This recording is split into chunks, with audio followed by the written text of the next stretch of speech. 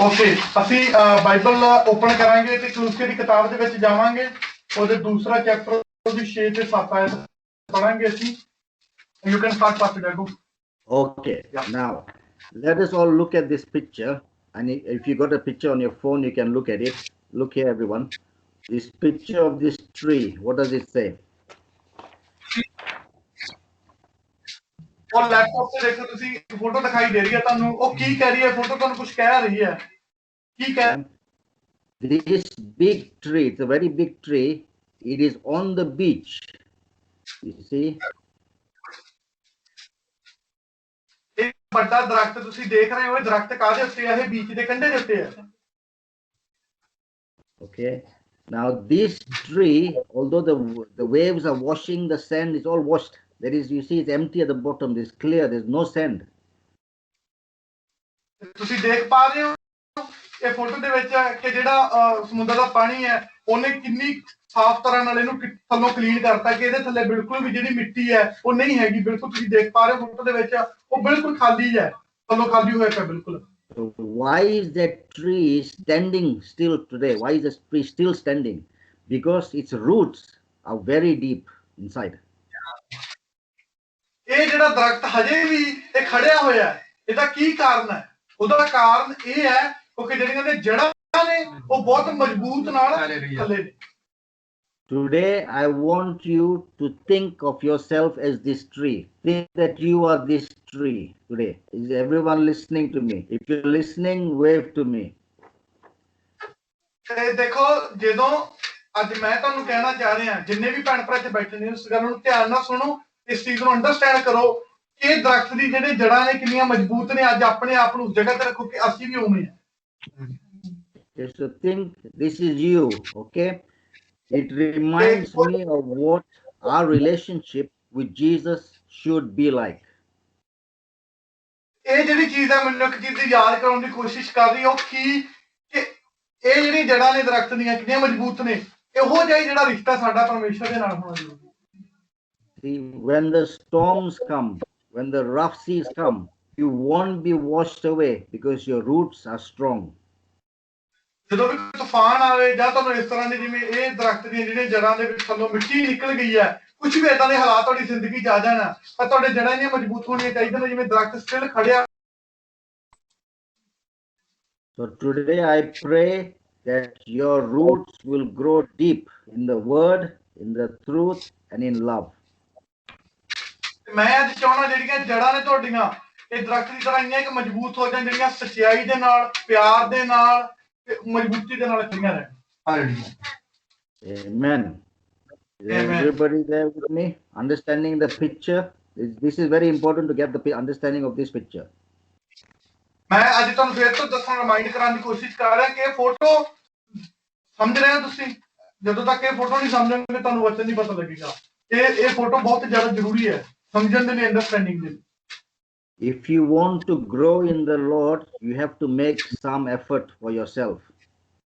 ਜੇ ਤੁਸੀਂ ਪਰਮੇਸ਼ਰ ਦੇ ਵਿੱਚ ਅੱਗੇ ਵਧਣਾ ਚਾਹੁੰਦੇ ਹੋ ਤਾਂ ਕੁਛ ਨਾ ਕੁਛ ਹੈ ਜਿਹੜਾ ਤੁਹਾਨੂੰ ਕਰਨ ਦੀ ਜ਼ਰੂਰਤ ਹੈ ਕੁਛ ਸੈਕਰੀਫਾਈਸ ਲਾ ਲਓ ਕੁਛ ਜ਼ਿਆਦਾ ਕਰਨ ਦੀ ਜ਼ਰੂਰਤ ਹੈ ਥੋੜੇ ਨਾਲੋਂ Because I put effort to find pictures for you to understand. So I am putting a lot of effort to bring understanding for you.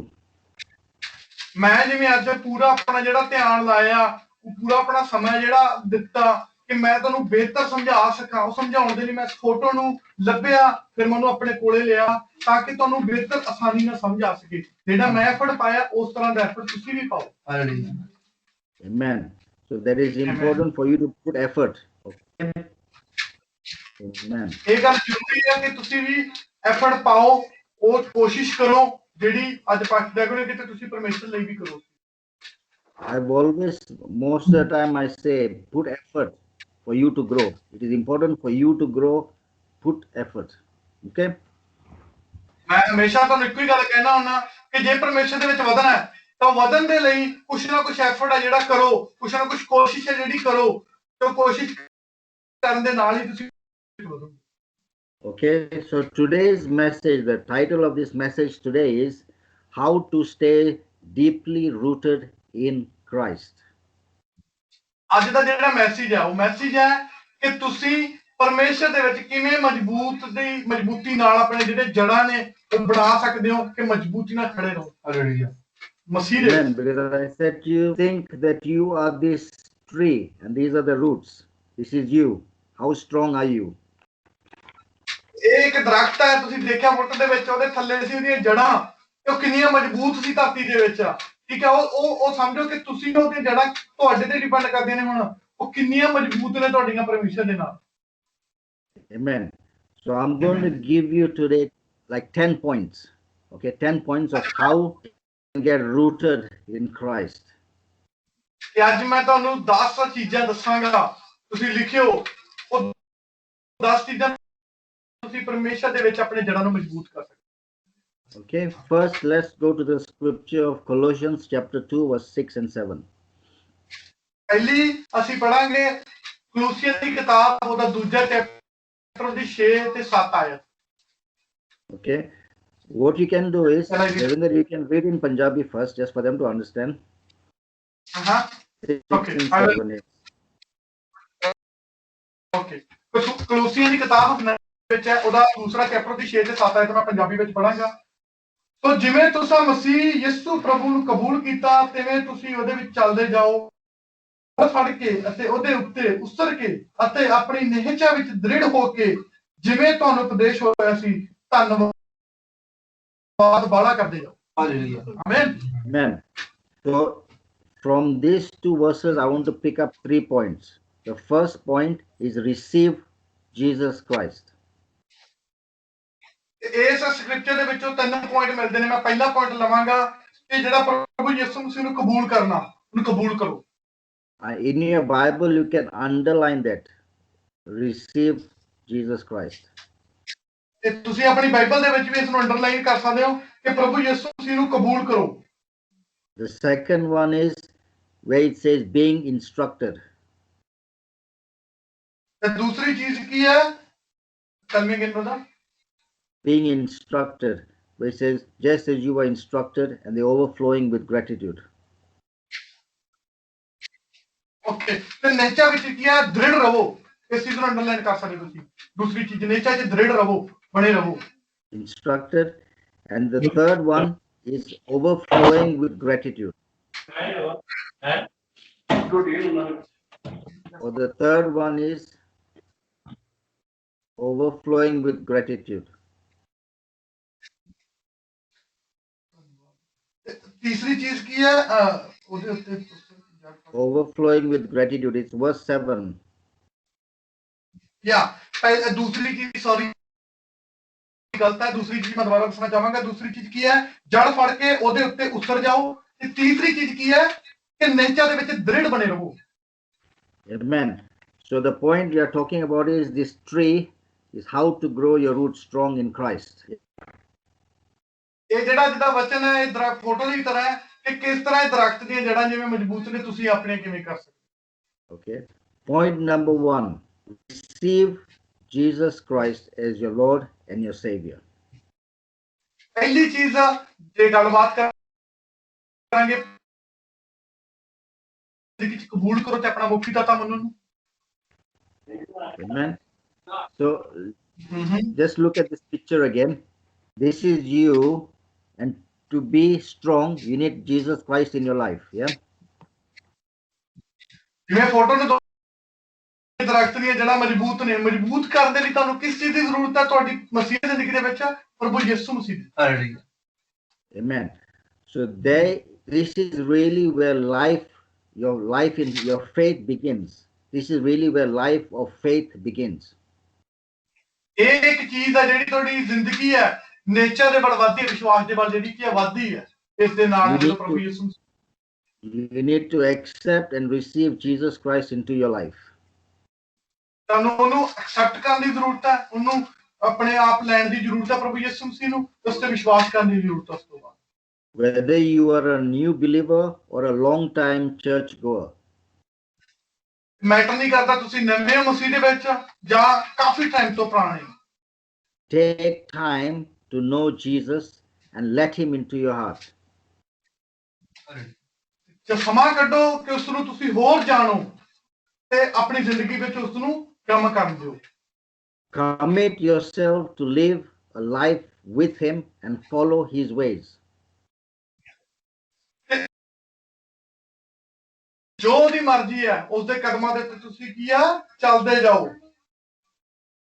Make a commitment whether you need to receive baptism. If you have not received water baptism, make a commitment to do that.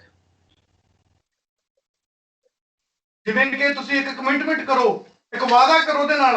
ਜਿਵੇਂ example ਪਾਣੀ ਦਾ ਬਪਤਿਸਮਾ ਅਗਰ ਨਹੀਂ ਲਿਆ ਤੁਸੀਂ ਤਾਂ ਇੱਕ ਵਾਅਦਾ ਕਰੋ ਅੱਜ ਕਿ ਨਹੀਂ ਅਸੀਂ ਉਹ ਪਾਣੀ ਦਾ ਬਪਤਿਸਮਾ ਲਵਾਂਗੇ। Okay, so that is point number 1. Point number 2. ਇਹ ਪਹਿਲਾ ਪੁਆਇੰਟ ਸੀ ਤੇ ਹੁਣ ਦੂਜੇ ਪੁਆਇੰਟ ਦੇ ਬਾਰੇ ਗੱਲ ਕਰਾਂਗੇ ਅਸੀਂ। We are still talking. The 3 points we're going to talk is from Colossians 2 to 6 to 7. 3 points from that verse. Okay. ਤਿੰਨ ਪੁਆਇੰਟ ਨੇ ਜਿਹੜੇ ਕਲੋਸੀਆਂ ਦੀ ਕਿਤਾਬ ਉਹਦੇ ਦੂਸਰਾ ਚੈਪਟਰ ਦੀ 6 ਤੇ 7 ਆਇਤ ਦੇ ਵਿੱਚ ਨੇ, ਉਸੇ ਬਾਰੇ ਗੱਲ ਕਰਾਂਗੇ। Okay. Point number 2: learn and be instructed. Learn and be instructed. Learn and be instructed. Follow instructions. ਉਹਦੀ ਜਿਹੜੀ ਜੜ ਉਸਰ ਜਾਓ। Yeah, to learn and to be instructed, to follow instructions. Learn. Sorry, ਸਿੱਖੋ ਤੇ ਉਹਦੀਆਂ ਜਿਹੜੀਆਂ ਆਗਿਆਵਾਂ ਨੇ ਉਹਨਾਂ ਨੂੰ ਮੰਨੋ। ਉਹਦੀ ਜਿਹੜੀ ਸਿੱਖਿਆ ਉਹ ਤੋਂ ਸਿੱਖੋ ਤੇ ਫਿਰ ਉਹਦੀਆਂ ਆਗਿਆਵਾਂ ਨੂੰ ਕੀ ਆ ਮੰਨੋ। ਦੂਸਰਾ point. Okay. The Christian life isn't just about accepting Jesus and being baptized. ਮਸੀਹਤ ਜ਼ਿੰਦਗੀ ਸਿਰਫ ਇੰਨੀ ਨਹੀਂ ਹੈਗੀ ਕਿ ਪ੍ਰਭੂ ਯਿਸੂ ਮਸੀਹ ਨੂੰ ਕਬੂਲ ਕਰ ਲੈ ਤੇ ਪਾਣੀ ਦਾ ਬਪਤਿਸਮਾ ਲੈ ਲੈ ਤੇ ਬਸ ਖਤਮ। This is only the beginning. ਇਹ ਤਾਂ ਸਿਰਫ ਇੱਕ ਸ਼ੁਰੂਆਤ ਹੈ। Yeah. We must commit ourselves to a lifetime of learning. ਤੇ ਅਸੀਂ ਪੂਰੀ ਜ਼ਿੰਦਗੀ ਹੈ ਜਿਹੜੀ ਆਪਣੀ ਕੀ ਲਗਾ ਦਿੰਦੇ ਹਾਂ ਮਸੀਹਤ ਜ਼ਿੰਦਗੀ ਦੇ ਵਿੱਚ ਕਿ ਹਰ ਸਮੇਂ ਸਿੱਖਦੇ ਰਹੀਏ ਬਸ। You will have to be willing to read and to study God's word. ਤੇ ਹਰ ਸਮੇਂ ਕੀ ਤੁਸੀਂ ਉਸ ਦੇ ਵਚਨ ਨੂੰ ਪੜ੍ਹਦੇ ਜਾਓ ਤੇ ਉਸ ਤੋਂ ਸਿੱਖਦੇ ਜਾਓ ਤੇ ਹਮੇਸ਼ਾ ਉਸ ਦੇ ਵਚਨ ਨੂੰ ਪੜ੍ਹੋ। Be ready to accept guidance and instructions from others. ਹਮੇਸ਼ਾ ਇਸ ਚੀਜ਼ ਦੀ ਭਾਲ ਦੇ ਵਿੱਚ ਰਹੋ ਕਿ ਜਿਸ ਤੋਂ ਤੁਹਾਨੂੰ ਸਿੱਖਿਆ ਮਿਲਦੀ ਹੈ ਜਾਂ ਕੁਝ ਵੀ ਗਾਈਡੈਂਸ ਮਿਲਦੀ ਹੈ ਉਸ ਚੀਜ਼ ਨੂੰ ਲਵੋ ਤੇ ਉਸ ਦੇ ਉੱਤੇ ਕੰਮ ਕਰੋ। And to learn and listen for God's direction. ਉਸ ਚੀਜ਼ ਨੂੰ ਸਿੱਖੋ ਕਿ ਸੁਣੋ ਜੋ ਖੁਦਾਵੰਦ ਦੀ ਮਰਜ਼ੀ ਹੈ ਉਸ ਚੀਜ਼ ਦੇ ਲਈ। It is a process of surrendering yourself to the Lord Jesus Christ. ਇਹ ਇੱਕ ਤਰ੍ਹਾਂ ਦਾ ਕਹਿ ਲਓ ਵੀ ਤੁਹਾਡੀ ਜ਼ਿੰਦਗੀ ਦੇ ਵਿੱਚ ਇੱਕ ਅਭਿਆਸ ਹੈ, ਕਹਿ ਲਓ ਇੱਕ ਸ਼ੁਰੂਆਤ ਹੈ ਜਿਹੜੀ ਤੁਸੀਂ ਕਰਦੇ ਹੋ ਪਰਮੇਸ਼ਰ ਦੇ ਵਿੱਚ ਜਦੋਂ ਇਸ ਚੀਜ਼ ਨੂੰ ਕਰਨਾ ਸ਼ੁਰੂ ਕਰਦੇ ਹੋ। Amen. Amen. Point number 3. Okay, where it says overflowing with gratitude. ਤੇ ਫਿਰ ਤੀਸਰਾ ਪੁਆਇੰਟ ਕੀ ਹੈ ਕਿ ਨਿਹਚਾ ਦੇ ਵਿੱਚ ਦ੍ਰਿੜ ਹੋਵੋ। Yeah. So point 3 is have a grateful heart. Have a grateful heart, joyful heart. ਉਹ ਕਿਦਾਂ ਦਾ ਦਿਲ ਹੋਵੇ ਜਿਹੜਾ ਆਨੰਦਿਤ ਵਾਲਾ ਹੋਵੇ, ਖੁਸ਼ੀ ਵਾਲਾ ਹੋਵੇ, ਦ੍ਰਿੜ ਵਾਲਾ ਹੋਵੇ ਤੁਹਾਡਾ ਜਿਹੜਾ ਹਾਰਟ ਹੈ। I love this part of the verse because it says overflowing with gratitude. I'm happy.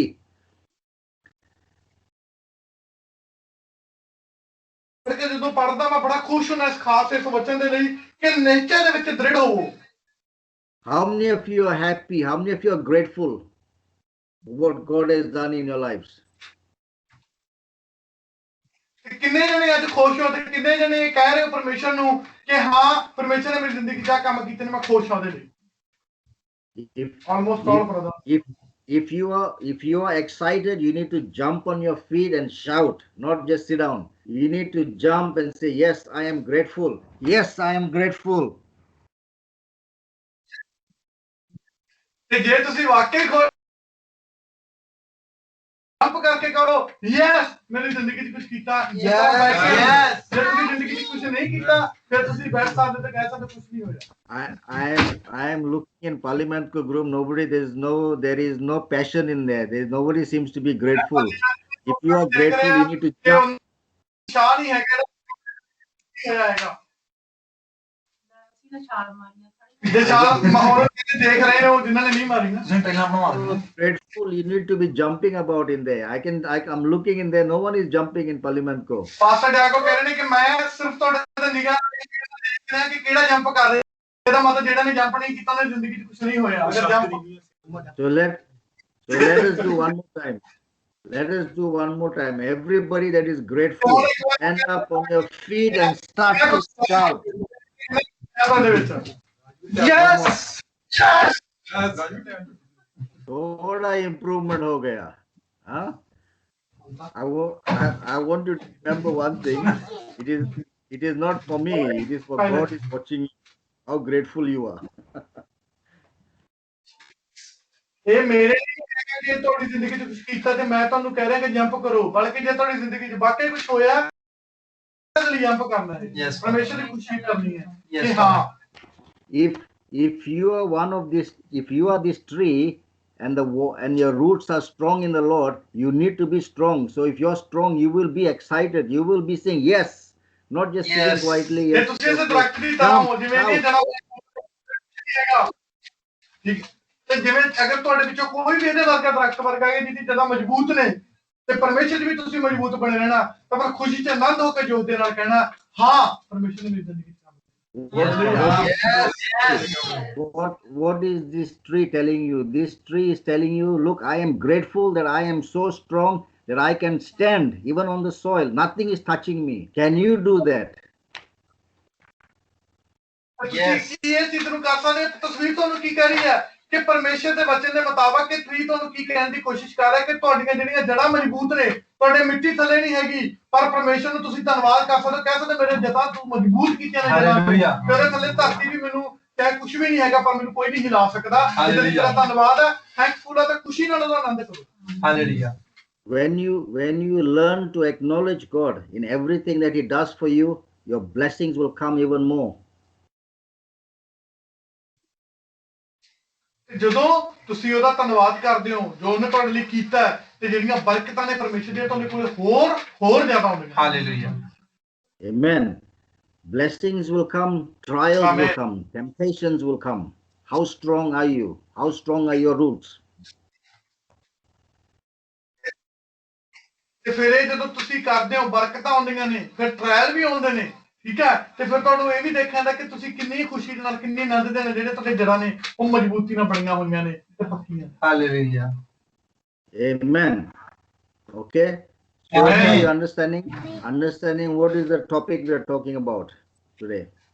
Let's respond. What is the topic we are talking about? How to stay deeply rooted in Christ. So we spoke about 3 points. ਜਿਵੇਂ ਕਿ ਇਹਦਾ ਵਚਨ ਅਸੀਂ ਪੜ੍ਹ ਰਹੇ ਹਾਂ ਇਹ ਵਚਨ ਦਾ ਜਿਹੜਾ ਟੌਪਿਕ ਦਾ ਨਾਮ ਕੀ ਹੈ ਕਿ ਕਿਸ ਤਰ੍ਹਾਂ ਤੁਸੀਂ ਮਸੀਹ ਜ਼ਿੰਦਗੀ ਡੂੰਘਾਈ ਦੇ ਵਿੱਚ ਬਣਾਈ ਰੱਖ ਸਕਦੇ ਹੋ ਤੇ ਉਸੇ ਤਰ੍ਹਾਂ ਦਾ ਵਚਨ ਅਸੀਂ ਉਹਦੇ 3 ਪੁਆਇੰਟ ਪੜ੍ਹੇ ਨੇ ਕਲੂਸੀਆਂ ਦੀ ਕਿਤਾਬ ਦੇ ਵਿੱਚ ਉਹਦੇ 2 ਦੀ 6 ਤੇ 7 ਆਇਤ ਦੇ We are going to go into point number 4. Okay. ਤੇ ਹੁਣ ਅਸੀਂ ਨੰਬਰ 4 ਪੁਆਇੰਟ ਜਾਵਾਂਗੇ So let's open to Psalm chapter 1 verse 1 and 2. ਹੁਣ ਅਸੀਂ ਚੌਥੇ ਪੁਆਇੰਟ ਦੇ ਲਈ ਯਬੂਰਾਂ ਦੀ ਪੋਥੀ ਉਹਦਾ ਇੱਕ ਚੈਪਟਰ ਉਹਦੀ ਪਹਿਲੀ ਆਇਤ ਨੂੰ ਪੜਾਂਗੇ All these points that we are talking about and all the scriptures that we are talking about is for you to grow stronger roots in Christ, to be stronger. Okay, this is to help you. ਅਸੀਂ ਜੋ ਵੀ ਆਇਤਾਂ ਪੜ੍ਹ ਤੁਹਾਨੂੰ ਤਸਵੀਰ ਦਿਖਾ ਰਹੇ ਹਾਂ ਇਹਦਾ ਸਾਰਿਆਂ ਦਾ ਸਿਰਫ ਇੱਕੋ ਮਕਸਦ ਹੈ ਕਿ ਤੁਸੀਂ ਆਪਣੀ ਮਸੀਹ ਜ਼ਿੰਦਗੀ ਦੇ ਵਿੱਚ ਆਪਣੇ ਜੜ੍ਹਾਂ ਨੂੰ ਮਜ਼ਬੂਤ ਕਰਦੇ ਜਾਓ ਤੇ ਅਸੀਂ ਸਿਰਫ ਤੁਹਾਡੀ ਮਦਦ ਕਰ ਰਹੇ ਹਾਂ ਕਿ ਤੁਸੀਂ ਉਸ ਚੀਜ਼ ਨੂੰ ਸਮਝੋ ਤੇ ਕਰੋ Amen. Let's read Psalm 1, chapter 1, verse 1. Okay, I will read and then you can translate after me, David. Okay, blessed is the man who does not walk in the counsel of the wicked. ਤੇ ਧੰਨ ਹੈ ਉਹ ਮਨੁੱਖ ਜਿਹੜਾ ਦੁਸ਼ਟਾਂ ਦੀ ਮੱਤ ਉੱਤੇ ਨਹੀਂ ਚੱਲਦਾ Okay, underline the word walk in your Bible. ਇਸ ਬਾਈਬਲ ਦੇ ਵਿੱਚ ਆਪਣੇ ਅੰਡਰਲਾਈਨ ਕਰੋ ਸ਼ਬਦ ਹੈ ਜਿਹੜਾ ਚੱਲਣਾ Oh, stand in the way of sinners. ਤੇ ਪਾਪੀਆਂ ਦੇ ਰਾਹ ਵਿੱਚ ਖੜਾ ਰਹਿੰਦਾ ਹੈ। Underline stand. ਤੇ ਅੰਡਰਲਾਈਨ ਕਰੋ ਖੜਾ ਹੋਣਾ। Or sit in the seat of mockers. ਤੇ ਨਾ ਮਖੌਲੀਆਂ ਦੀ ਝੁੰਡੀ ਵਿੱਚ ਬਹਿੰਦਾ ਹੈ। Okay, we'll look at these three. We'll look at these three things: walk, stand, and sit. Okay. ਅਸੀਂ ਹੁਣ ਸਿਰਫ ਇਹ ਤਿੰਨਾਂ ਚੀਜ਼ਾਂ ਬਾਰੇ ਗੱਲਬਾਤ ਹੋਰ ਕਰਾਂਗੇ। 3 ਪੁਆਇੰਟ ਹੋਰ ਆ ਗਏ ਨੇ। ਪਹਿਲਾ ਪੁਆਇੰਟ ਕੀ ਹੈ? ਚੱਲਣਾ, ਦੂਜਾ ਖੜਨਾ ਤੇ ਤੀਜਾ ਬਹਿਣਾ। Okay. As Christians, we are called to walk the narrow way. As Christians, we are called to walk the narrow way. Okay, ਜਦੋਂ ਅਸੀਂ ਮਸੀਹ ਜ਼ਿੰਦਗੀ ਦੇ ਵਿੱਚ ਹੁੰਦੇ ਆ, ਜਿਹੜੇ ਸਾਡੇ ਰਾਹ ਹੁੰਦੇ ਨੇ ਇੱਕ ਤਰ੍ਹਾਂ ਦੇ ਨੈਰੋ ਹੁੰਦੇ ਨੇ, ਕਿ ਟੇਢੇ ਵਿੰਗੇ ਸਹੀ ਨਹੀਂ ਹੁੰਦੇ, ਜਿਹੜੇ ਘੁੱਟਵੇਂ ਜਿਹੇ ਹੁੰਦੇ ਨੇ, ਬਿਲਕੁਲ ਕਹ ਲਓ ਵੀ ਜਿੱਥੇ ਅਸੀਂ ਪ੍ਰੋਪਰ ਨਹੀਂ ਚੱਲ ਛੋਟੇ ਰਸਤੇ। We are choosing to follow God's way and not the way of the world. ਅਸੀਂ ਉਹ ਰਾਹ ਨੂੰ ਚੂਜ਼ ਕਰਨਾ, ਉਹਨਾਂ ਰਾਹਾਂ ਨੂੰ ਚੁਣਨਾ ਜਿਹੜਾ ਸਾਨੂੰ ਪਰਮੇਸ਼ਰ ਕਹਿ ਰਿਹਾ, ਨਾ ਕਿ ਅਸੀਂ ਉਸ ਨੂੰ ਜੋ ਦੁਨੀਆ ਜਿਹੜੇ ਰਾਹ ਤੇ ਚੱਲਦੀ ਆ ਉਹਨਾਂ ਨੂੰ। This means we will make some very hard choices. ਇਹਦਾ ਮਤਲਬ ਕੁਝ ਕਿ ਜਿਹੜੇ ਸਖਤੀ ਵਾਲੇ ਫੈਸਲੇ ਆ ਸਾਨੂੰ ਉਹ ਲੈਣੇ ਪੈਂਦੇ ਨੇ ਉਸ ਰਾਹ ਦੇ ਉੱਤੇ ਚੱਲਣ। We will say no to things that might put us in tempting situations.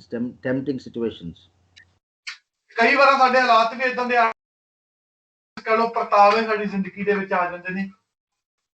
Yeah, we need to say no to the things that the world say are okay.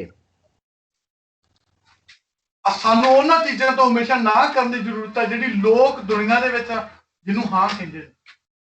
Remember the wicked and the sinners. They look like good people, some of them.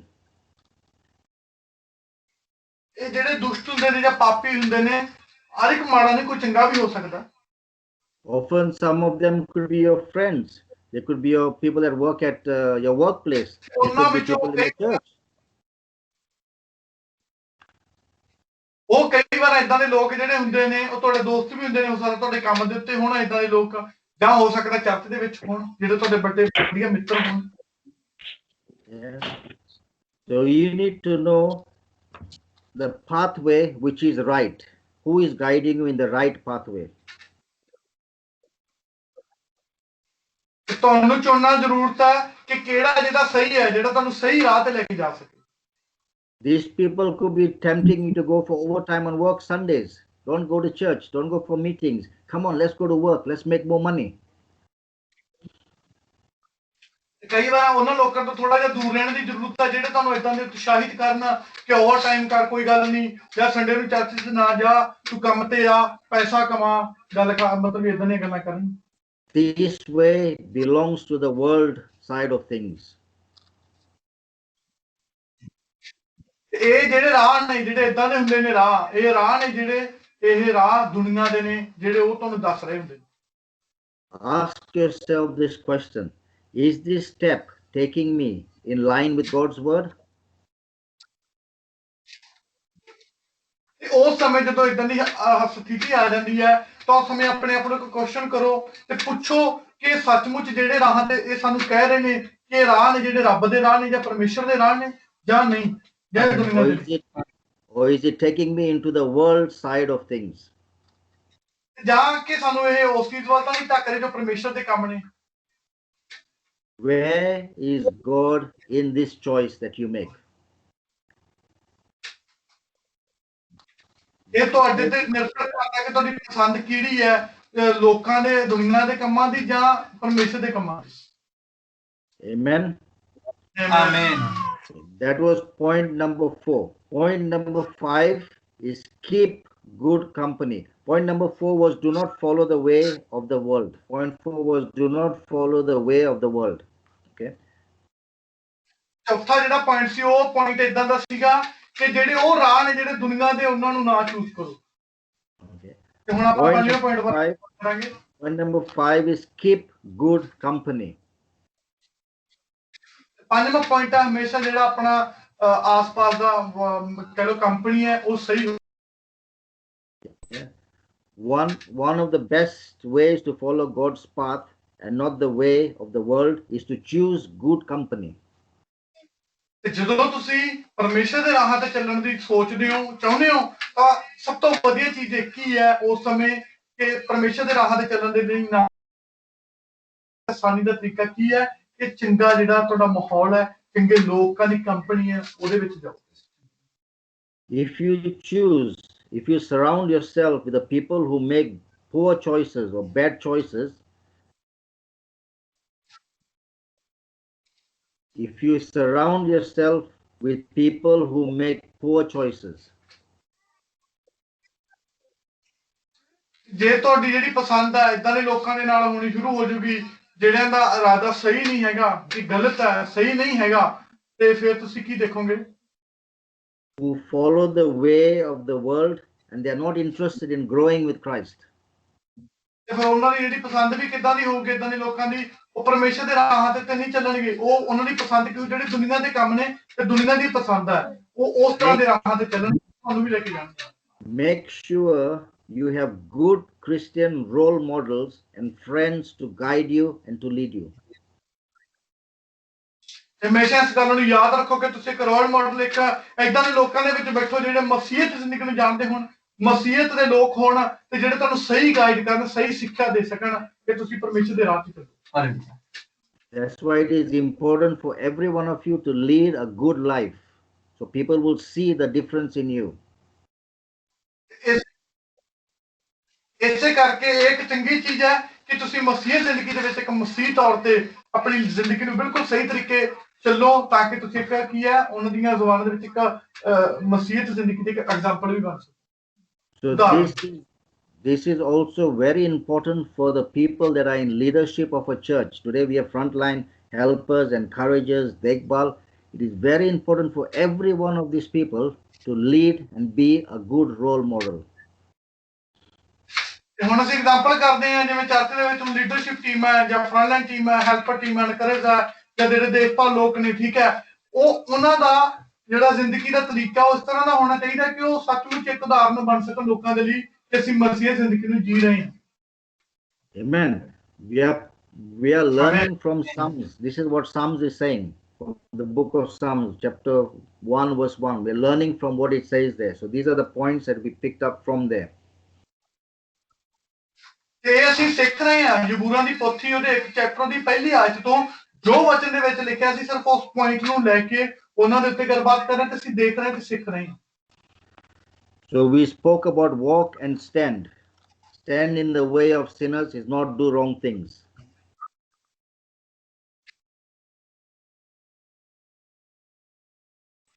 ਕਿ ਤੂੰ ਚੱਲਣ ਦੇ ਬਾਰੇ ਤੇ ਤੁਰਨ ਦੇ ਬਾਰੇ ਜਾਂ ਅਸੀਂ ਦੇਖ ਰਹੇ ਹਾਂ ਖੜਨ ਦੇ ਬਾਰੇ ਤੇ ਇਹਦੇ ਵਿੱਚ ਕੀ ਲਿਖਿਆ ਕਿ ਨਾ ਪਾਪੀਆਂ ਦੇ ਰਾਹ ਉੱਤੇ ਚੱਲ ਤੇ ਨਾ ਦੁਸ਼ਟਾਂ ਦੀ ਮੱਤ ਦੇ ਉੱਤੇ ਚੱਲ ਇਹਨਾਂ ਦੋਨਾਂ ਚੀਜ਼ਾਂ ਦੇ ਉੱਤੇ ਨਾ ਚੱਲ।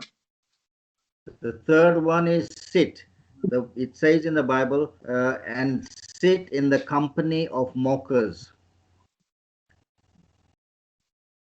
ਉਹ ਜਿਹੜੇ ਮਖੌਲੀ ਲੋਕ ਨੇ ਏਦਾਂ ਦੇ ਲੋਕ ਨੇ ਜਿਹੜੇ ਮੰਨ ਕੇ ਚੱਲੋ ਵੀ ਠੱਠੇਬਾਜ਼ੀਆਂ ਕਰਦੇ ਨੇ ਉਦਾਂ ਦੀ ਜਿਹੜੀ ਸੰਗਤੀਆਂ ਦੇ ਵਿੱਚ ਵੀ ਨਾ ਬੈਠੋ। ਬੈਠਣ ਬਾਰੇ ਗੱਲ ਹੋ ਰਹੀ ਹੈ ਨਾ ਬੈਠੋ। To sit in the seat of mockers, the meaning means if somebody is making fun of somebody, somebody is laughing at somebody, somebody is joking in the wrong way, you sit with them, you're part of them, which is wrong. ਭੈਣ ਭਰਾ ਇਦਾਂ ਦੇ ਮਖੌਲ ਦੇ ਵਿੱਚ ਬੈਠਾ ਹੈ ਮਖੌਲ ਕਿਦਾਂ ਦਾ ਜਿਹੜਾ ਕਿ ਸਹੀ ਨਹੀਂ ਹੈਗਾ ਜਿਹੜਾ ਕਿ ਗਲਤ ਤਰੀਕੇ ਮਖੌਲ ਕੀਤਾ ਜਾਂਦਾ ਹੈ ਅਗਰ ਤੁਸੀਂ ਉਹ ਗਲਤ ਤਰੀਕੇ ਕੰਪਨੀ ਦੇ ਵਿੱਚ ਵੀ ਬੈਠੇ ਹੋ ਤੇ ਤੁਸੀਂ ਵੀ ਉਹਦਾ ਇੱਕ ਹਿੱਸਾ ਬਣ ਜਾਂਦੇ ਹੋ। Amen. So I have got 3 questions regarding these 3 points. ਹੁਣ ਮੇਰੇ ਕੋਲ 3 ਕੁਐਸਚਨ ਤਿਆਰ ਨੇ ਇਹਨਾਂ ਤਿੰਨਾਂ ਪੁਆਇੰਟ ਦੇ ਆਧਾਰ ਤੇ। Amen. I want you to listen to that. The first one, who of you do not walk in the counsel of the wicked? Walk with the wrong ਕਿਹੜੇ people. ਲੋਕਾਂ ਦੇ ਨਾਲ ਤੁਸੀਂ ਜਿਹੜਾ ਇਸ ਸਮੇਂ ਪਹਿਲਾ ਕੁਐਸਚਨ ਹੈ ਧਿਆਨ Who of you do not walk with the wrong people? Did they understand? ਕਿਹੜੇ ਜਣੇ ਨੇ ਜਿਹੜੇ ਨਹੀਂ ਚਾਹੁੰਦੇ ਕਿ ਅਸੀਂ ਉਹ ਗਲਤ ਲੋਕਾਂ ਦੇ ਨਾਲ ਕਿਹੜੇ ਜਣੇ ਹੱਥ ਖੜਾ ਕਰ ਸਕਦੇ ਹੋ ਤਾਂ ਸਾਰੇ ਚੱਲਣਾ ਚਾਹੁੰਦੇ ਹੱਥ ਖੜਾ ਕਰਕੇ Okay, that is one. Second, ਮਜ਼ਾਕ ਕਰਦੇ hallelujah do you stand in the way of sinners? Do you stand in the way of sinners? ਕੀ ਤੁਸੀਂ ਜਿਹੜੇ ਪਾਪੀ ਲੋਕ ਦੇ ਰਾਹ ਕਰਨਾ ਪਸੰਦ ਕਰੋਗੇ? No. Do you stand No, with they them? said no. We don't want to stand there. Okay, good. Third one, do you sit in the company people that mock? ਤੇ ਕੀ ਤੁਸੀਂ ਉਹਨਾਂ ਲੋਕਾਂ ਦੇ ਵਿੱਚ ਬਹਿਣਾ ਪਸੰਦ ਕਰੋਗੇ ਜਿਹੜੇ ਇਦਾਂ ਦੇ ਮਖੌਲੀਏ ਨੇ ਫਿੱਕੇਬਾਜ਼ੀਆਂ ਕਰਦੇ ਨੇ? No. No. So from today, these three things you have to take and apply into your life every day. ਤਿੰਨ ਪੁਆਇੰਟ ਨੇ ਤੁਸੀਂ ਅੱਜ ਇਹਨਾਂ ਨੂੰ ਚੱਕਣਾ ਹੈ ਸਿੱਖਿਆ ਇਹਨੂੰ ਆਪਣੀ ਜ਼ਿੰਦਗੀ 'ਚ ਲਾਗੂ ਕਰ ਦਿਓ ਤਾਂ ਜੋ ਤੁਸੀਂ ਇਸ ਚੀਜ਼ ਤੇ ਕੰਮ ਕਰੋ। Hallelujah. If you see anybody, whether it's a brother or a sister, doing anything of these three, you say, brother, sister, this is wrong. We should not be doing this. Nicely correct them. ਅਗਰ ਕੋਈ ਵੀ ਭੈਣ ਭਰਾ ਅਗਰ ਇਸ ਤਰ੍ਹਾਂ ਦੇ ਹਾਲਾਤ ਦੇ ਵਿੱਚ ਕੋਈ ਹੈਗਾ ਜਿਹੜੇ ਤਿੰਨ ਪੁਆਇੰਟ ਤੁਹਾਨੂੰ ਦੱਸੇ ਗਏ ਨੇ ਤਾਂ ਉਹਨੂੰ ਤੁਸੀਂ ਜਾ ਕੇ ਕਹਿ ਸਕਦੇ ਹੋ ਕਿ ਨਹੀਂ ਇਹ ਚੀਜ਼ ਗਲਤ ਹੈ ਇੱਕ ਨਾਈਸ ਵੇ ਸਹੀ ਤਰੀਕੇ ਕਿ ਤੂੰ ਇਹ ਚੀਜ਼ ਨਾ ਕਰ। Amen. Okay. Amen. Let's go to point number 6. 6 already finished. Now 7. Now we done 5, isn't it? 6. Okay. Yeah. No, but last. Yeah. Okay. Yeah. Yeah. 6 is from verse number 2. Okay. Delight in God's law.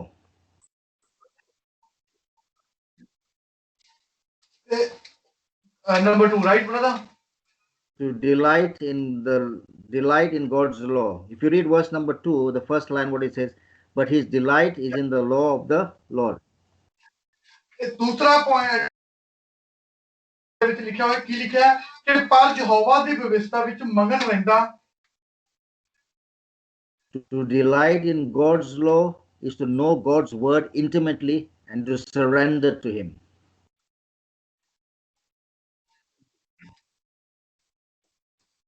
ਅਤੇ ਦਿਨ ਰਾਤ ਉਸ ਦੀ ਵਿਵਸਥਾ ਵਿੱਚ ਧਿਆਨ ਕਰਦਾ ਹੈ। Yeah. This is So to Sam, know God, right? What you are to saying. delight in God's law is to know God's word intimately, to know it personally. Okay, yeah. ਉਹਦੀ ਯਹੋਵਾ ਦੀ ਵਿਵਸਥਾ ਵਿੱਚ ਮਗਨ ਰਹਿੰਦਾ ਹੈ ਤੇ ਦਿਨ ਰਾਤ ਉਹਦੀ ਵਿਵਸਥਾ ਵਿੱਚ ਧਿਆਨ ਵੀ ਕਰਦਾ ਹੈ ਧਿਆਨ ਲਾਉਂਦਾ ਆਪਣਾ ਪੂਰਾ। Amen. That is Amen. how we follow his word, because God gives us the guidelines for living a godly and righteous life. He gives us the guidelines. ਇਹ ਪਰਮੇਸ਼ਰ ਨੇ ਸਾਨੂੰ ਇੱਕ ਸਿੱਖਿਆਵਾਂ ਦਿੱਤੀਆਂ ਹੋਈਆਂ ਨੇ ਕਿ ਅਸੀਂ ਕਿਸ ਤਰ੍ਹਾਂ ਸੱਚਾਈ ਦੇ ਨਾਲ ਵਫਾਦਾਰੀ ਦੇ ਨਾਲ ਉਹਦੇ ਵਚਨ ਦੇ ਨਾਲ ਰਹਿ ਸਕਦੇ ਹਾਂ ਤੇ ਅਸੀਂ ਇਸ ਚੀਜ਼ ਤੋਂ ਸਿੱਖ ਸਕਦੇ ਹਾਂ। Amen. Point number 7. Meditate. 6 point what is brother because 6th point is delight in God's law. Okay. 6ਵਾਂ ਪੁਆਇੰਟ ਹੈ ਯਹੋਵਾ ਦੀ ਵਿਵਸਥਾ ਵਿੱਚ ਮਗਨ ਰਹਿਣਾ। ਯਹੋਵਾ ਦੀ ਵਿਵਸਥਾ ਦੇ ਵਿੱਚ ਮਗਨ ਰਹਿਣਾ ਇਹ 6ਵਾਂ ਪੁਆਇੰਟ ਹੈ। ਤੇ 7 ਪੁਆਇੰਟ ਤੁਹਾਨੂੰ ਪਾਸ। Okay, let me read them again. The first one is receive Christ Jesus.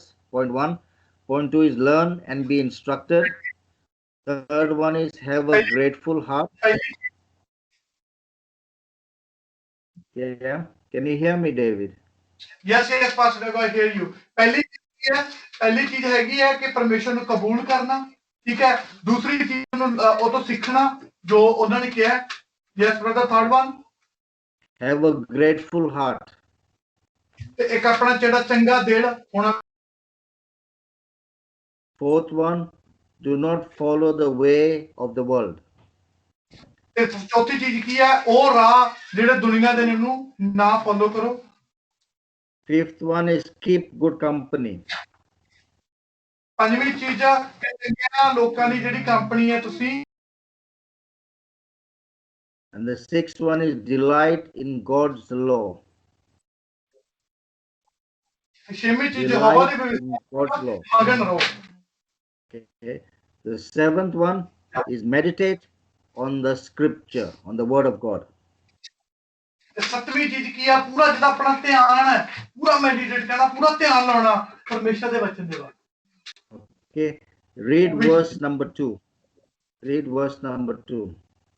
ਵਚਨ ਆਪਾਂ ਪੜਾਂਗੇ। ਪਰ ਉਹ ਯਹੋਵਾ ਦੀ ਵਿਵਸਥਾ ਵਿੱਚ ਮਗਨ ਰਹਿੰਦਾ ਅਤੇ ਦਿਨ ਰਾਤ ਉਸ ਦੀ ਵਿਵਸਥਾ ਉੱਤੇ ਧਿਆਨ ਕਰਦਾ।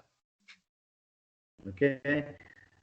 To know God's rule for your life. To know God's rule for your life. ਆਪਣੀ ਜ਼ਿੰਦਗੀ ਦੇ ਵਿੱਚ ਜਿਹੜੇ ਪਰਮੇਸ਼ਰ ਦਾ ਰੂਲ ਨੇ, ਜਿਹੜੇ ਪਰਮੇਸ਼ਰ ਦੀਆਂ ਸਿੱਖਿਆਵਾਂ ਨੇ, ਉਹਨੂੰ ਸਿੱਖਣ ਦੇ ਲਈ Is to know God's word. ਤੇ ਪਰਮੇਸ਼ਰ ਦਾ ਵਚਨ ਹੈ ਜਿਹੜਾ, ਉਹਨੂੰ ਸਿੱਖੋ, ਜਾਣੋ ਕਿ ਪਰਮੇਸ਼ਰ ਦਾ ਵਚਨ ਕੀ ਹੈ। We need to read and study the Bible. ਤੁਹਾਨੂੰ ਬਾਈਬਲ ਨੂੰ, ਵਚਨ ਨੂੰ ਪੜ੍ਹਨ ਦੀ ਜ਼ਰੂਰਤ ਹੈ ਤੇ ਉਹਦੇ ਉੱਤੇ ਪੂਰਾ ਕੰਮ ਧਿਆਨ ਲਾ ਕੇ ਦੇਖਣ ਦੀ ਜ਼ਰੂਰਤ ਹੈ। Allowing its words to soak deeply into our souls. ਉਹ ਜਿਹੜਾ ਵਚਨ ਹੈ ਜਿਹੜਾ ਅਸੀਂ ਪੜ੍ਹ ਰਹੇ ਹਾਂ, ਉਹ ਪੂਰੀ ਤਰ੍ਹਾਂ ਇੰਨੇ ਕੁ ਧਿਆਨ ਨਾਲ ਤੁਹਾਨੂੰ ਪੜ੍ਹਨ ਦੀ ਜ਼ਰੂਰਤ ਹੈ ਕਿ ਤੁਹਾਡੀ ਰੂਹ ਦੇ ਵਿੱਚ ਉਹ ਕੀ ਵਸ ਜਾਵੇ ਕਿ ਹਾਂ ਇਹ ਵਚਨ ਮੈਂ ਪੜ੍ਹਿਆ ਸੀ। Not only on Sunday or Bible study time, but every day.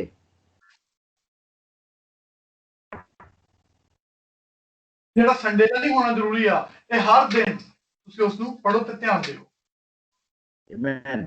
These are the points we are taking from scripture to help us, okay? ਇਹ ਇੱਕ ਸਕ੍ਰਿਪਚਰ ਮੈਂ ਜਿਹੜੇ ਤੁਹਾਨੂੰ ਲਈਆਂ ਨੇ ਬਾਈਬਲ ਦੇ ਵਿੱਚੋਂ ਕਿ ਤੁਹਾਡੀ ਮਦਦ ਹੋ ਸਕੇ। Amen. So let's go to point number 8. Point number 8 is trust in God.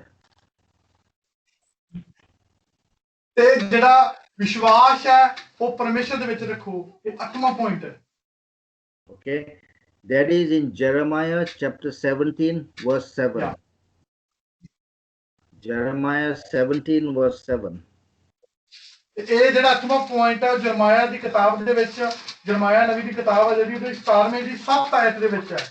7 verse 7 17 17 verse 7 17 the 7। Yeah. You can read in Punjabi. Yes, brother, I will read it. ਫਰਕ ਹੈ ਉਹ ਮਰਦ ਜਿਹਦਾ ਭਰੋਸਾ ਯਹੋਵਾ ਉੱਤੇ ਹੈ, ਜਿਹਦਾ ਭਰੋਸਾ ਯਹੋਵਾ ਹੈ। Amen. As our roots, ਜਰਮਾਇਆ 17 the 7। as our roots, as we're looking on this picture, as our roots ਹੁਣ ਉਸ grow ਤਸਵੀਰ ਵੱਲ deeper ਫਿਰ ਤੋਂ ਧਿਆਨ ਲਾਓ, ਦੇਖੋ ਤਸਵੀਰ and we learn to grow in God's word. ਤੇ ਜਿਹੜੇ ਜੜਾਂ ਨੇ ਤੁਹਾਡੀ ਮਸੀਹ ਜ਼ਿੰਦਗੀ ਵਿੱਚ ਡੂੰਘਾਈ ਦੇ ਵਿੱਚ ਜਾਣ, ਤੁਸੀਂ ਇਹਦੇ ਵਿੱਚੋਂ ਹੋਰ ਸਿੱਖੋ ਤਾਂ ਕਿ ਤੁਹਾਡਾ ਜਿਹੜਾ ਜੜਾਂ ਨੇ ਉਹ ਮਜ਼ਬੂਤ ਹੋ ਜਾਣ ਪਰਮੇਸ਼ਰ ਦੇ ਵਿੱਚ। We will come to trust God in all things. ਅਸੀਂ ਕਿ ਆਪਣਾ ਪੂਰਾ ਜਿਹੜਾ ਵਿਸ਼ਵਾਸ ਜਿਹੜਾ ਭਰੋਸਾ ਜਿਹੜਾ ਸਿਰਫ ਪਰਮੇਸ਼ਰ ਦੇ ਉੱਤੇ ਕਰੀਏ। This one takes time to develop. Trust in God, it takes time to develop. ਇਹ ਚੀਜ਼ਾਂ ਸਮਾਂ ਲੈਂਦੀਆਂ ਨੇ ਕਿ ਪਰਮੇਸ਼ਰ ਦੇ ਉੱਤੇ ਪੂਰੀ ਤਰ੍ਹਾਂ ਭਰੋਸਾ ਕਰਨਾ ਸਮਾਂ ਲੈਂਦੀਆਂ ਨੇ। It comes from a deep knowledge of God's faithfulness. ਇਹ ਜਿਹੜੀ ਚੀਜ਼ ਭਰੋਸਾ ਪਰਮੇਸ਼ਰ ਦੇ ਵਿੱਚ ਕਦੋਂ ਆਉਂਦਾ ਤੁਹਾਡਾ? ਜਦੋਂ ਤੁਸੀਂ ਪ੍ਰੋਪਰ ਡੂੰਘਾਈ ਦੇ ਨਾਲ ਵਚਨ ਨੂੰ ਜਾਣਦੇ ਤੇ ਪੜ੍ਹਦੇ ਹੋ, ਫਿਰ ਜਿਹੜਾ ਵਿਸ਼ਵਾਸ ਉਹਦੀ ਸੱਚਾਈ ਨੂੰ ਜਾਣਦੇ ਹੋ। Because when trials come our way, we do not know what to do. ਜਦੋਂ ਟ੍ਰਾਇਲਸ ਆਉਂਦੇ ਨੇ ਸਾਡੀਆਂ ਜ਼ਿੰਦਗੀਆਂ ਦੇ ਵਿੱਚ, ਹਾਲਾਤ ਇਦਾਂ ਦੇ ਆਉਂਦੇ ਨੇ ਤੇ ਫਿਰ ਸਾਨੂੰ ਜਦੋਂ ਪਤਾ ਨਹੀਂ ਲੱਗਦਾ ਕੀ ਕਰਨਾ ਹੈ ਤੇ ਉਸ ਸਮੇਂ ਇਹ ਚੀਜ਼ਾਂ ਦੀ Yeah, when today, because of this pandemic, a lot of people don't have work, they lost their jobs. So it is the trust that we need to have in God. ਅੱਜ ਦੇ ਸਮੇਂ ਦੇ ਵਿੱਚ ਐਗਜ਼ਾਮਪਲ ਲੈ ਸਕਦੇ ਹਾਂ, ਕਈ ਦੀ ਵਜ੍ਹਾ ਦੇ ਕਰਕੇ ਕੰਮ ਚਲੇ ਗਏ, ਬੜਾ ਕੁਝ ਹੋਇਆ, ਪਰ ਇਸ ਸਮੇਂ ਦੇ ਵਿੱਚ ਸਭ ਤੋਂ ਜ਼ਿਆਦਾ ਜ਼ਰੂਰਤ ਕਿਸ ਚੀਜ਼ ਦੀ ਹੈ ਕਿ ਉਹਦੇ ਵਿੱਚ ਭਰੋਸਾ ਕਰੋ, ਵਿਸ਼ਵਾਸ ਕਰੋ। So look at this tree. This tree is staying strong because its roots are so deep that it is holding on. ਇਹ ਤਸਵੀਰ ਨੂੰ ਜਦੋਂ ਤੁਸੀਂ ਦੇਖਦੇ ਹੋ, ਇਹ ਸਟਿਲ ਖੜਿਆ ਹੋਇਆ ਹੈ। ਇਹਦੇ ਥੱਲੇ ਵੀ ਕੁਝ ਨਹੀਂ ਹੈਗਾ, ਪਰ ਇਹ ਕਿਉਂ ਖੜਿਆ ਹੋਇਆ? ਉਹ ਕਹਿੰਦੇ ਜਿਹੜੀਆਂ ਜੜ੍ਹਾਂ ਨੇ ਉਹ ਧਰਤੀ ਦੇ ਵਿੱਚ ਇੰਨੀਆਂ ਕੁ ਮਜ਼ਬੂਤ ਹੋਈਆਂ ਨੇ, ਤਾਂ ਕਰਕੇ ਕਿ ਆ ਬਿਲਕੁਲ ਖੜਿਆ ਹੋਇਆ, ਇਹਦੇ ਥੱਲੇ ਵੀ ਕੁਝ ਨਹੀਂ। Today, in your life, how strong is your roots in Christ? ਅੱਜ ਇਹ ਤੁਹਾਡੇ ਤੇ ਨਿਰਭਰ ਕਰਦਾ ਕਿ ਤੁਹਾਡੀਆਂ ਕਿੰਨੀਆਂ ਕਿ ਜੜ੍ਹਾਂ ਮਜ਼ਬੂਤ ਨੇ ਪਰਮੇਸ਼ਰ ਯਹੋਵਾ ਦੇ। Amen.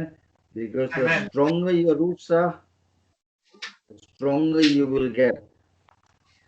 ਜਿੰਨੀਆਂ ਮਜ਼ਬੂਤ ਤੁਹਾਡੀਆਂ ਜੜ੍ਹਾਂ ਪਰਮੇਸ਼ਰ ਦੇ ਵਿੱਚ ਹੋਣਗੀਆਂ, ਉਨੀ ਮਜ਼ਬੂਤੀ ਨਾਲ ਤੁਹਾਡੀ ਜ਼ਿੰਦਗੀ 'ਚ ਕੰਮ ਵੀ ਹੋਊਗਾ। Amen. So in Jeremiah 17 verse 7 and 8, three things I want to pick up, 3 points from here. Trust in the Lord, do not fear, and bear fruit. ਵਿਸ਼ਵਾਸ ਕਰੋ ਪਰਮੇਸ਼ਰ ਦੇ ਵਿੱਚ, ਡਰੋ ਨਾ ਪਰਮੇਸ਼ਰ ਦੇ ਵਿੱਚ। Third one, brother, what you said? Third one. Bear fruit. Bear fruit is like give fruit. You know, like the apple tree has fruit. Okay. ਤੇ ਤੀਸਰੀ ਚੀਜ਼ ਕੀ ਹੈ? ਜਿਹੜਾ ਫਲ ਹੈ ਉਹ ਦੇਖਿਆ ਜਾਵੇ, ਫਲ ਤੁਸੀਂ ਦੇ ਸਕੋ। ਤੀਸਰੀ ਚੀਜ਼। So you bear. So like a woman, she has a child. ਠੀਕ ਹੈ, ਉਹਨਾਂ ਦੇ ਫਲ ਜਿਹੜਾ ਤੁਹਾਡੇ ਤੋਂ ਮਿਲ ਸਕੇ। Okay. So the point number 9 is do not fear when trials come. 9-1, brother. Yeah, 9. Do not fear when trials come.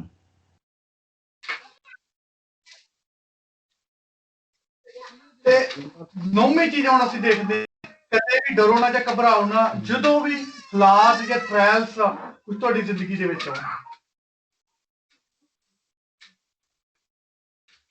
When you trust, you will not be afraid of anything that comes against you.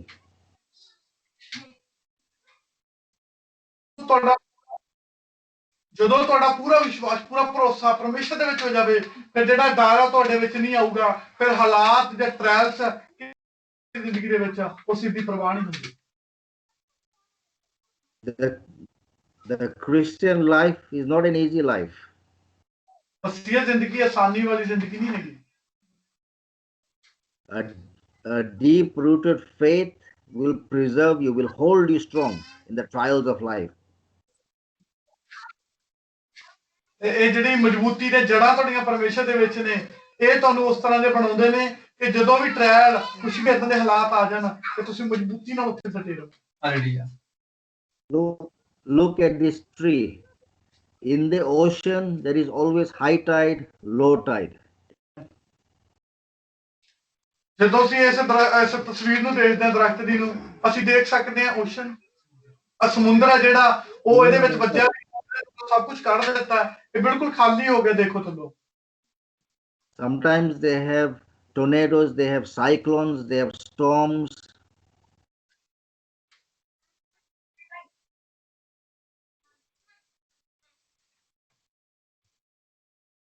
Tell me again, brother, the last one I couldn't hear you properly. In the ocean, we have cyclones, we have storms, we have strong winds.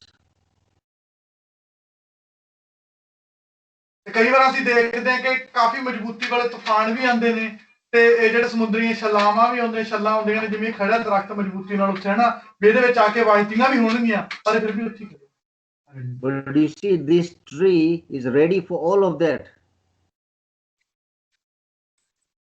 ਪਰ ਇਹ ਦਰਖਤ ਤੁਸੀਂ ਦੇਖ ਰਹੇ ਹੋ ਤਸਵੀਰ ਦੇ ਵਿੱਚ, ਇਹਨਾਂ ਸਭਨਾਂ ਚੀਜ਼ਾਂ ਦੇ ਲਈ ਮਜ਼ਬੂਤੀ ਨਾਲ ਤਿਆਰ ਪਰ ਤਿਆਰ ਖੜਿਆ ਕਿ ਕੁਝ ਵੀ ਆ ਜਾਵੇ, ਮੈਂ ਇੱਥੋਂ ਨਹੀਂ ਹਿੱਲੂੰਗਾ।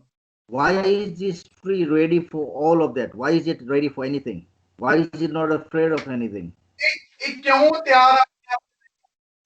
ਇਹ ਕਿਉਂ ਤਿਆਰ ਆਪਣੇ ਆਪ ਦੇ ਵਿੱਚ ਇਹਨਾਂ ਸਭਨਾਂ ਚੀਜ਼ਾਂ ਦੇ ਲਈ? ਉਹਦੇ ਮਨ ਦੇ ਵਿੱਚ ਕਿਉਂ ਨਹੀਂ ਕੋਈ ਡਰ ਹੈਗਾ? Why? Because they are roots are afraid. ਉਹ ਕਿਉਂ ਨਹੀਂ ਡਰ ਰਿਹਾ? ਕਿਉਂ ਕਹਿੰਦੇ ਜੜ੍ਹਾਂ ਮਜ਼ਬੂਤ ਆ ਪਾਸਟਰ ਜੀ? Because its roots, they're going deep down. So ਕਿਉਂਕਿ ਉਹਦੀਆਂ ਜੜ੍ਹਾਂ ਨੇ ਜਿਹੜੀਆਂ ਉਹ ਡੂੰਘਾਈ ਦੇ ਵਿੱਚ ਨੇ ਤੇ ਮਜ਼ਬੂਤ ਨੇ, ਇਸ ਕਰਕੇ ਉਹ ਨਹੀਂ ਡਰ ਰਿਹਾ ਕਿ ਤੂਫਾਨ ਜਾਂ ਕੁਝ ਵੀ ਆਊਗਾ ਮੈਨੂੰ ਹਿਲਾ ਦੇ। So my question to you, how deep is your roots in Christ Jesus? ਅੱਜ ਮੇਰਾ ਕੁਐਸਚਨ ਹੈ ਕਿ ਤੁਹਾਡੀਆਂ ਜੜ੍ਹਾਂ ਕਿੰਨੀਆਂ ਮਜ਼ਬੂਤ ਨੇ ਮਸੀਹਤ ਜ਼ਿੰਦਗੀ ਪਰਮੇਸ਼ਰ ਦੇ ਵਿੱਚ? Because everything depends on how strong your roots are. ਇਹ ਹਰ ਇੱਕ ਦੇ ਲਈ ਕੁਐਸਚਨ ਹੈ ਤੇ ਤੁਹਾਡੇ ਤੇ ਡਿਪੈਂਡ ਕਰਦਾ ਹੈ ਕਿ ਤੁਹਾਡੀਆਂ ਕਿੰਨੀਆਂ ਕੁ ਜੜ੍ਹਾਂ ਨੇ ਜਿਹੜੀਆਂ ਮਜ਼ਬੂਤ ਨੇ ਪਰਮੇਸ਼ਰ ਦੇ ਹੋਣ। You cannot rely on anybody. You cannot blame anybody. It is you. ਤੁਸੀਂ ਕਿਸੇ ਤੇ ਦੋਸ਼ ਨਹੀਂ ਲਾ ਸਕਦੇ ਜਾਂ ਕਿਸੇ ਨੂੰ ਨਹੀਂ ਕਹਿ ਸਕਦੇ ਹਾਲਾਤ ਦੇ ਵਿੱਚ।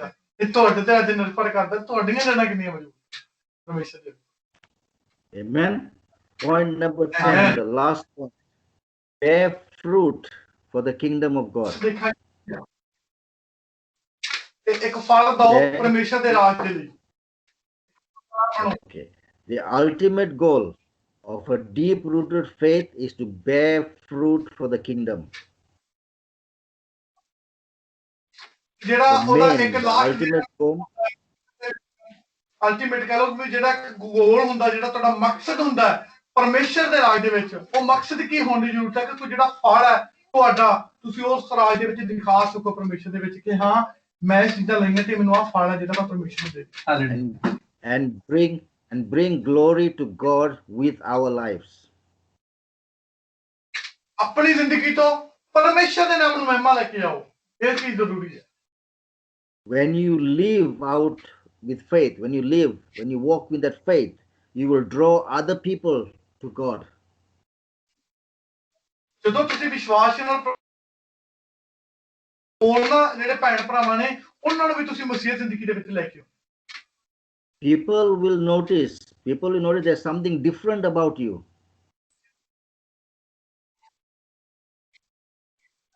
ਕਿਉਂਕਿ ਲੋਕ ਤੁਹਾਨੂੰ ਨੋਟਿਸ ਕਰਦੇ ਨੇ ਕਿ ਹਾਂ ਯਾਰ ਇਹਦੇ ਵਿੱਚ ਕੁਝ ਖਾਸ ਹੈ। And they will want to know more about you. ਉਹ ਫਿਰ ਕੁਝ ਨਾ ਕੁਝ ਹੋਰ ਜਾਣਨ ਦੀ ਕੋਸ਼ਿਸ਼ ਕਰਦੇ ਨੇ ਤੁਹਾਡੀ ਜ਼ਿੰਦਗੀ ਦੇ ਵਿੱਚ ਕਿਹਦੇ ਬਾਰੇ ਹੋਰ।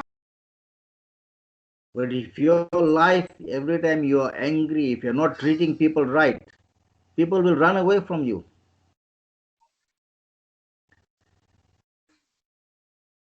ਜੇ ਹੁਣ ਤੁਸੀਂ ਹਰ ਸਮੇਂ ਆਪਣਾ ਜਿਹੜਾ ਸੁਭਾਅ ਹੈ ਗੁੱਸੇ ਵਾਲਾ ਹੋਵੇ ਤੇ ਤੁਸੀਂ ਹਰ ਸਮੇਂ ਮੱਚਦੇ ਰਹੋ ਜਾਂ ਗੁੱਸਾ ਕਰਦੇ ਰਹੋ, ਲੋਕ ਤੁਹਾਨੂੰ ਤੋਂ ਦੂਰ ਹੀ ਭੱਜਣਗੇ, ਨੇੜੇ ਥੋੜੀ ਆਉਣਗੇ। So one question for you today: do people come to you or they run away from you? ਅੱਜ ਇਹ ਇੱਕ ਪ੍ਰਸ਼ਨ, ਇੱਕ ਕੁਐਸਚਨ ਮੈਂ ਤੁਹਾਡੇ ਸਭਨਾਂ ਦੇ ਅੱਗੇ ਕਰ ਰਿਹਾ, ਉਹ ਕੀ ਕਿ ਆਪਣੀ ਜ਼ਿੰਦਗੀ ਅੱਜ ਦੇ ਸਮੇਂ 'ਚ ਦੇਖੋ ਕਿ ਲੋਕ ਤੁਹਾਡੇ ਪਸੰਦ ਕਰਦੇ ਨੇ ਜਾਂ ਤੁਹਾਡੇ ਤੋਂ ਦੂਰ ਜਾਣਾ ਪਸੰਦ ਕਰਦੇ। Amen. How many of you got an answer to that question? Amen. How many got an ਕਿੰਨੇ answer? ਜਿਹੜਾ ਉੱਤਰ ਹੈ ਜਿਹੜਾ ਨੂੰ ਮਿਲ ਚੁੱਕਿਆ, ਜਿਹੜਾ ਕੁਐਸਚਨ ਪਾਸ ਜਿਹਨੇ ਹੁਣ ਪੁੱਛਿਆ ਕਿ ਲੋਕ ਤੁਹਾਡੇ ਨੇੜੇ ਆਉਂਦੇ ਨਹੀਂ ਜਾਂ ਦੂਰ ਭੱਜਦੇ ਨੇ, ਕਿੰਨਾਂ ਨੂੰ ਇਹਦਾ ਉੱਤਰ ਮਿਲਿਆ?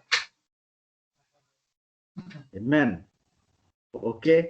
When your life is right, okay, God will lead you to where He wants you to serve, to do things for Him. ਜਦੋਂ ਤੁਸੀਂ ਪਰਮੇਸ਼ਰ ਦੇ ਨਾਲ ਸਹੀ ਜ਼ਿੰਦਗੀ ਜਿਉਣੀ ਸ਼ੁਰੂ ਕਰਦੇ ਹੋ ਤਾਂ ਪਰਮੇਸ਼ਰ ਦੀ ਜਿਹੜੀ ਮਰਜ਼ੀ ਹੈ ਉਹ ਤੁਹਾਡੀ ਜ਼ਿੰਦਗੀ 'ਚ ਪੂਰੀ ਹੁੰਦੀ ਹੈ ਤੇ ਫਿਰ ਉਹ ਪਰਮੇਸ਼ਰ ਆਪਣੇ ਆਪ ਤੁਹਾਨੂੰ ਉਹਨਾਂ ਜਗ੍ਹਾਵਾਂ ਤੇ ਉਹਨਾਂ ਚੀਜ਼ਾਂ ਨੂੰ ਲੈ ਕੇ ਜਾਂਦਾ ਹੈ ਕਿ ਜੋ ਉਹ ਚਾਹੁੰਦਾ ਤੁਹਾਡੇ ਤੋਂ ਕਰੇ। He will use the talents that He has given you to help His kingdom.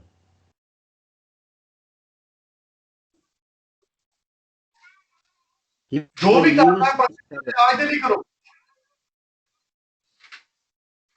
Yeah, He will use His talents to help you to bring people into the kingdom. ਕਿਉਂਕਿ ਉਹ ਤੁਹਾਨੂੰ ਯੂਜ਼ ਕਰਨਾ ਚਾਹੁੰਦਾ ਹੈ ਕਿ ਤੁਸੀਂ ਲੋਕਾਂ ਨੂੰ ਮਸੀਹ ਜ਼ਿੰਦਗੀ ਦੇ ਵਿੱਚ ਲੈ ਕੇ ਆ ਸਕੋ।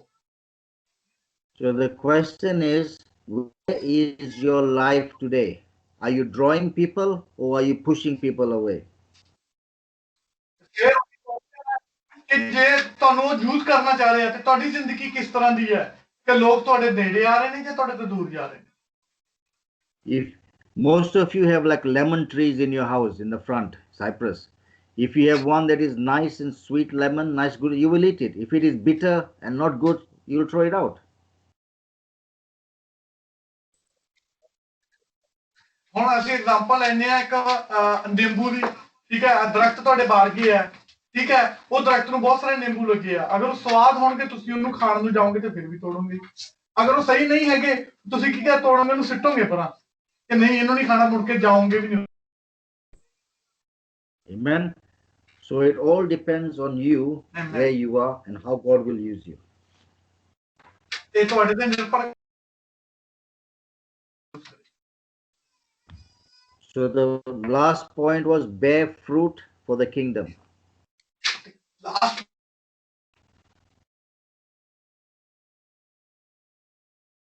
ਆਪਣੀ ਜ਼ਿੰਦਗੀ ਦਾ ਫਲ Amen.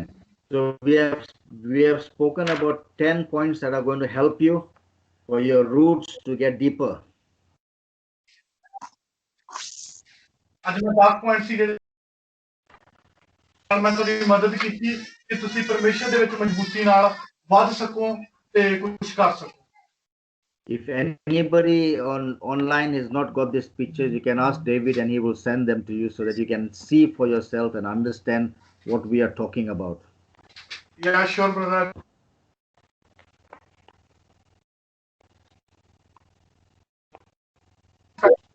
ਨੂੰ ਵੀ ਮੈਂ ਭੇਜਾਂਗਾ ਸਕਾਈਪ ਗਰੁੱਪ ਦੇ ਵਿੱਚ ਤਾਂ ਤੁਸੀਂ ਵੀ ਦੇਖ ਸਕਦੇ ਹੋ ਫੋਟੋ ਨੂੰ sorry once again There is a reason why I bought this picture so you can understand. If I talk about a tree, you will not understand.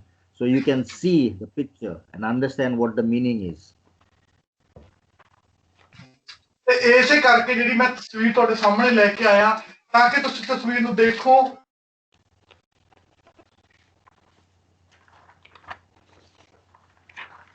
ਜੋ ਬਦਲ Okay? So today, one last question. How deep are your roots in Jesus Christ? ਤੇ ਮੈਂ ਤੁਹਾਨੂੰ ਸਾਰਿਆਂ ਦੇ ਕੁਝ ਥੋੜੀ ਜਿਹੀ ਕਹਿਣੀ ਚਾਹਾਂਗਾ How ਤੇ deep ਹੁਣ is ਤੁਹਾਡੇ the ਲਈ root? ਇੱਕ ਕੁਐਸਚਨ ਹੈ ਇਹ ਕਿੰਨੀਆਂ ਜ਼ਿਆਦਾ ਡੰਗਾਈ ਦੇ ਵਿੱਚ ਤੁਹਾਡੀਆਂ ਜੜਾਂ ਨੇ ਪਰਮੇਸ਼ਰ ਦੇ ਵਿੱਚ ਤੇ ਕਿੰਨੀਆਂ ਡੂੰਘੀਆਂ ਤੇ ਕਿੰਨੀਆਂ ਮਜ਼ਬੂਤ ਇਹ ਤੁਹਾਡੇ ਲਈ ਇੱਕ ਕੁਐਸਚਨ ਹੈ ਜੋ ਪਾਸਟਰ ਜੈਗੋ ਤੁਹਾਨੂੰ ਪੁੱਛਦੇ If your roots are as deep as this tree, you will be okay. If not, you will be washed away.